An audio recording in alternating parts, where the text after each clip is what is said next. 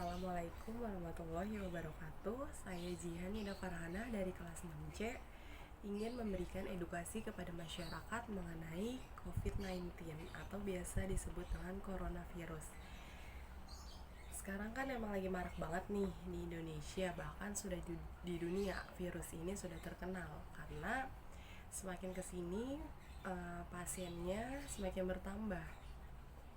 Jadi di sini ada poster yang mengenai apa sih yang harus dilakukan sama masyarakat untuk mencegah terjadinya penularan COVID-19 ini. Jadi di sini ada Coronavirus Disease 2019 atau biasa disebut dengan COVID-19.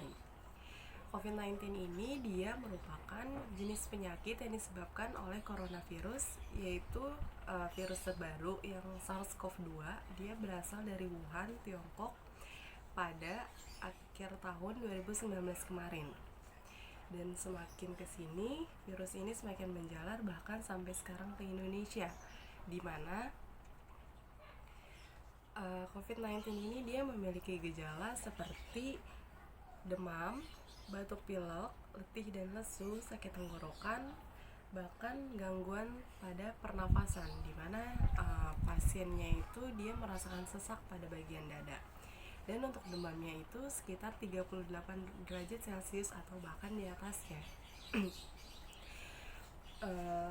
Kalau misalkan kalian tahu, di Indonesia kan belum ada tuh vaksin yang bisa menyembuhkan virus ini. Jadi penularannya itu tuh dia bisa dari droplet atau tetesan cairan yang berasal dari seseorang yang batuk atau bersin.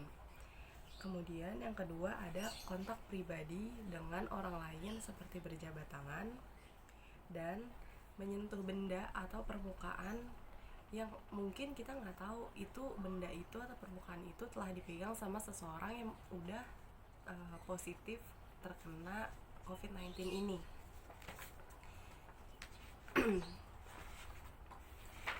Kemudian di sini ada banyak kan yang bertanya kayak siapa sih yang mayoritas tuh kena atau gampang terkena dengan virus corona ini.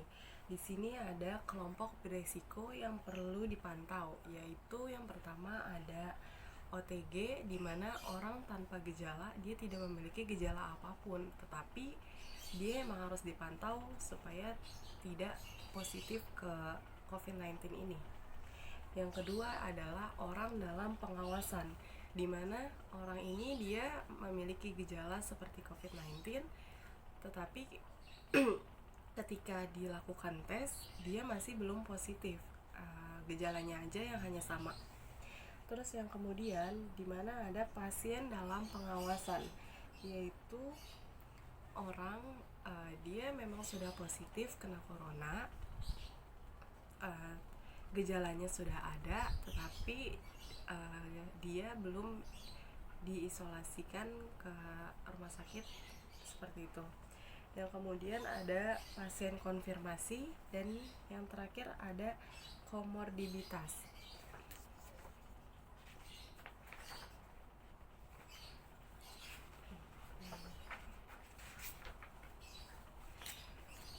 Nih, ada 5 hal penting untuk mencegah tertularnya COVID-19.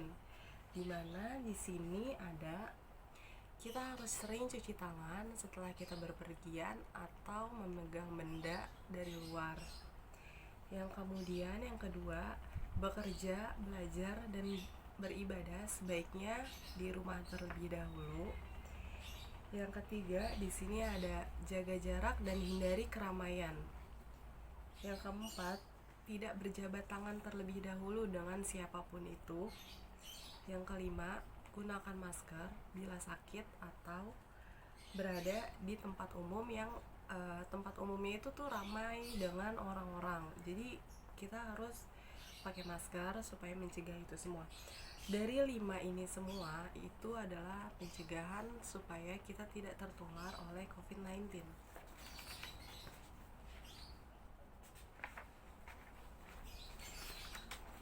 Dan selama corona ini, pemerintah kan sudah memberikan imbauan kepada kita untuk tetap di rumah aja, terus jaga jarak dengan orang lain, jaga jarak fisik. Di sini ada menjaga jarak, social distancing, dan interaksi fisik, physical distancing. Dimana kita kalau misal kita ke tempat umum, kita harus pakai masker dan itu wajib. Yang kedua, jaga jarak dengan seseorang minimal 1 meter dengan orang itu. Hindari berpergian ke tempat wisata yang ramai. Hindari kerumunan yang dengan penuh keramaian. Jangan pergi dulu keluar kota atau bahkan keluar negeri. Terus tidak menerima tamu untuk berkunjung ke rumah. Tidak berjabat tangan terlebih dahulu dengan siapapun. Bekerja, belajar, dan beribadah dari rumah. Anak-anak sebaiknya harus di rumah aja, jangan dibiarkan bermain di luar rumah. Tidak melakukan mudik supaya keluarga yang ada di kampung halaman itu tidak terkena virus. Kan kita nggak ada yang tahu nih, kalau misalkan kita mudik di jalanan itu atau di dalam perjalanan, di dalam kendaraannya itu ada yang terkena virus atau enggak, kita nggak tahu. Jadi ini adalah seputar cara kita untuk menjaga jarak dengan orang lain, dan interaksi fisik yang harus dibatasin dengan orang-orang.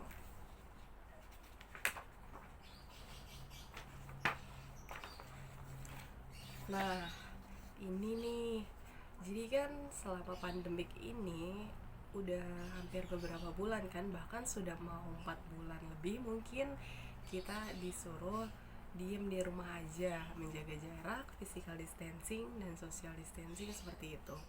Pasti merasakan bosan kan di rumah dengan ya yang pemandangannya ya itu aja di rumah gitu basic. Di sini ada bagaimana sih caranya untuk menghindari stres dan tetap optimis dengan melakukan aktivitas sehari-hari dan tetap menjaga jarak dengan seseorang. Kita di rumah bisa melakukan aktivitas fisik seperti membersihkan rumah, menyapu, mengepel, dan menyuci. Kita lakukan hobi kita di rumah. Ya, kita punya hobi apa nih kita lakukan supaya kita nggak bosan dan nggak boring atau kayak ngerasa udah pengen keluar aja kayak gitu. Terus makan makanan bergizi seimbang, minum air yang cukup, dan menghindari rokok. Lalu buka jendela rumah, usahakan untuk mendapatkan sinar matahari masuk ke dalam rumah. Berjalan-jalan di sekitar rumah aja seperti di halaman rumahnya aja, dan jaga jarak 1-2 meter dari orang lain kalau misalkan itu kita lagi bertemu dengan orang lain. Yang terakhir itu ada berkomunikasi dengan keluarga melalui telepon atau lewat media sosial. Jadi ya kalau misalkan memang sih kayak seperti kita bosan atau jenuh di rumah karena pandemik ini, kita nggak boleh kemana-mana, semua tempat wisata, tempat beribadah itu semuanya ditutup. Nah jadi ini semua bisa dilakukan di rumah untuk menghindari bosan dan supaya kalian itu tetap optimis.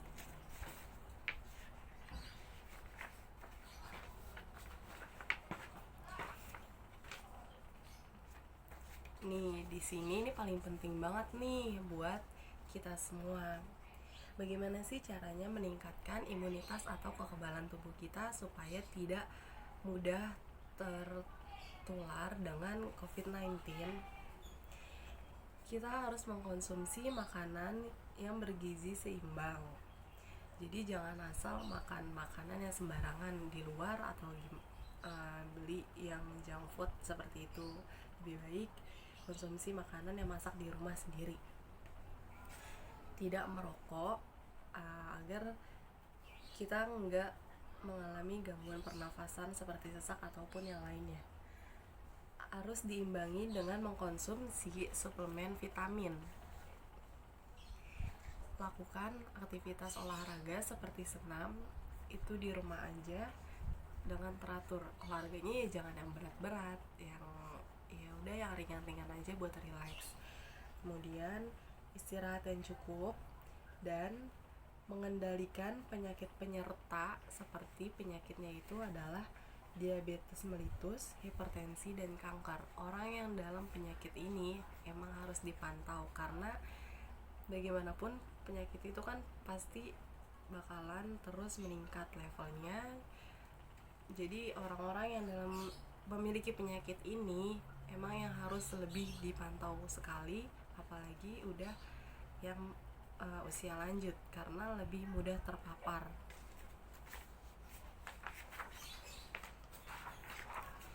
Dan yang terakhir nih adalah mencegah penularan COVID setelah kita berpergian dari rumah. Jadi kalau misalkan kalian habis pergi dari rumah, kan sekarang udah new normal nih, udah bisa bekerja, udah ada yang masuk ke kantor, udah mall-mall juga udah buka, jadi udah pada bisa pergi. Jadi kalau misalkan kalian harus habis pergi dari luar untuk mencegah penularan COVID supaya orang-orang di rumah tidak tertular, kita kan nggak tahu tuh ya kita pulang bawa virus atau enggak. Jadi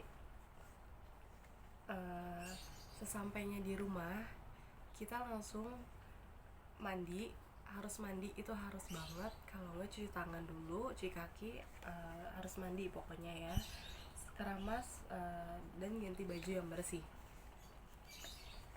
Kemudian kita nggak boleh nih main dulu sama anak-anak atau berbicara dengan lansia sebelum kita mandi atau ganti baju, karena dua kategori ini, anak-anak dan lansia, itu dia yang paling mudah banget terpapar dengan virus corona ini. Yang ketiga, jangan menggantung atau menumpuk baju yang telah dipakai dari luar. Sebaiknya bajunya itu langsung dimasukkan ke tempat pakaian kotor atau ke mesin cuci. Dan yang terakhir, jaga keluarga kita dengan kasih sayang, lakukan dengan kesadaran diri kita sendiri. Kita harus, ya kalau misalkan kita emang harus jaga diri kita sendiri, pasti kita bisa jaga keluarga kita juga. Jadi itu seputar tentang coronavirus yang lagi marak banget di Indonesia. Intinya itu semua tuh berasal dari diri kita sendiri. Kita harus sayangin diri kita sendiri. Gimana caranya supaya kita nggak tertular oleh virus ini? Karena apa? Karena di Indonesia ini kita belum ada nih vaksin yang bisa menyembuhkan virus ini. Bahkan di Indonesia aja makin kesini virusnya itu semakin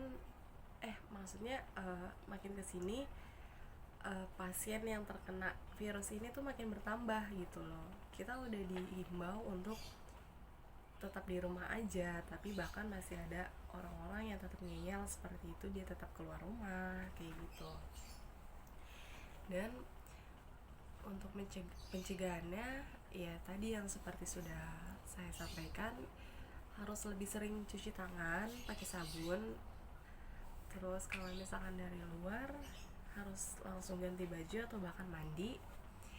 Hindari kerumunan terlebih dahulu, jangan di dalam keramaian, karena kita nggak ada yang tahu nih siapapun orang yang ada di situ, siapa yang sehat atau siapa yang sakit. Kan virus itu nggak kelihatan. Dan bahkan tadi kan sudah saya sampaikan kalau misalkan ada orang yang tanpa gejala tetapi dia harus dipantau, karena virus corona ini bisa tertular tanpa gejala apapun gitu loh. Jadi emang bahaya banget. Jadi lebih baik ya udah di rumah aja kayak gitu, jangan kemana-mana, tahan dulu. Atau kalau misalkan kita udah pasien di Indonesia sudah semakin menurun, kita pasti kan bakalan bisa lebih leluasa mau kemanapun seperti itu. Tapi tetap kita harus jaga jarak dan tetap pakai masker.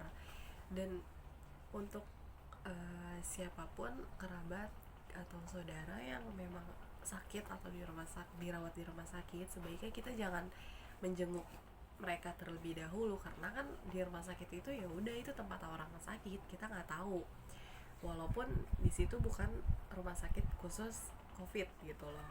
Tapi kan yang namanya nggak ada yang tahu itu virus, jadi ya udah, sebaiknya kalau emang mau jenguk, jenguk di rumah, tetapi tetap jaga jarak seperti itu, tetap pakai masker supaya menghindari, ya pokoknya itu aja yang bisa saya sampaikan di dalam edukasi ini. Semoga video kali ini bisa bermanfaat untuk semuanya yang menonton video ini.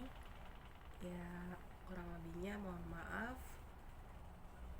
Saya ucapkan terima kasih. Wassalamualaikum warahmatullahi wabarakatuh.